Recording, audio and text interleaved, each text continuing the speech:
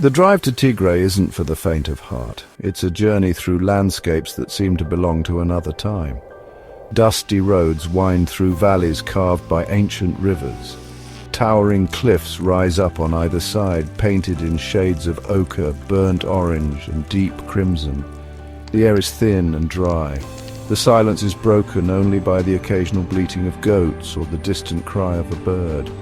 This is a place where time seems to stand still, where the rhythms of life are dictated by the sun and the seasons.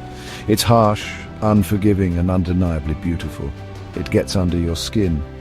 It stays with you long after you've left. I was drawn here, as so many are, by the promise of something different, something real, something authentic. I came searching for adventure. What I found was something far more profound.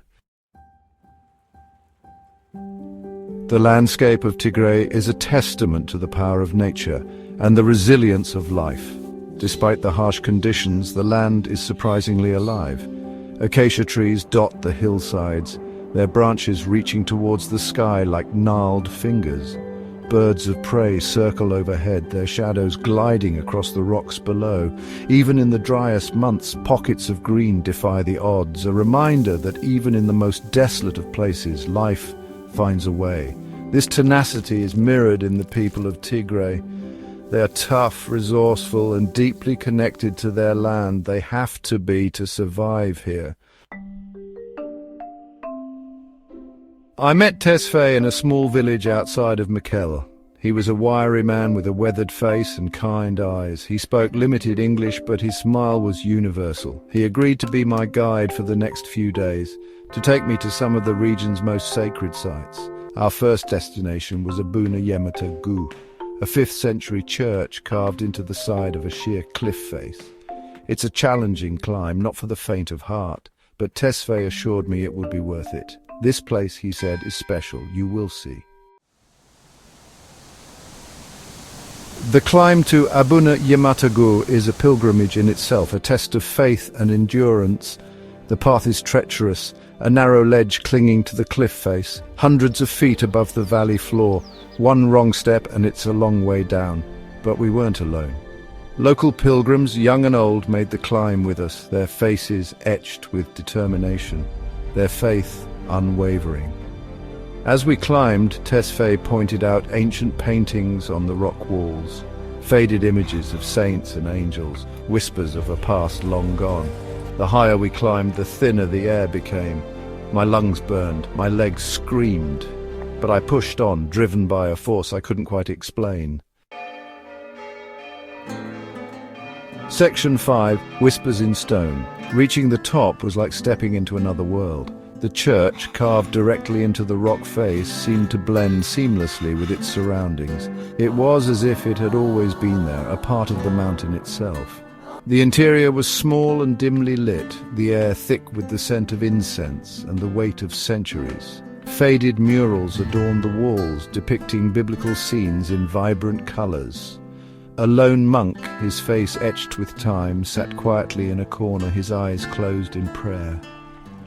The silence was broken only by the gentle murmur of his voice. I felt a sense of peace wash over me, a feeling of being connected to something larger than myself, something ancient and profound. Section 6, Echoes of Faith. Tesfaye told me the story of Abuna Yemata, a Syrian monk who fled persecution in the 5th century. He found refuge in these remote mountains. He lived a life of solitude and prayer. He carved this church with his bare hands, a testament to his faith. The story passed down through generations is more than just a tale. It's a symbol of the region's deep-rooted Christian faith, a faith that has endured centuries of hardship and persecution. It's a reminder that even in the most isolated corners of the world, hope can flourish. Section 7. The Heart of Tigray. We descended from the mountain as the sun began to set, casting long shadows across the valley floor. We were invited to share a meal with a local family in a nearby village. The hospitality was overwhelming. They welcomed us into their home as if we were long-lost friends, sharing their food and their stories. The food was simple but delicious. Injera, a spongy flatbread, served with spicy lentil stews and fresh vegetables. We ate with our hands, scooping up the food with pieces of injera.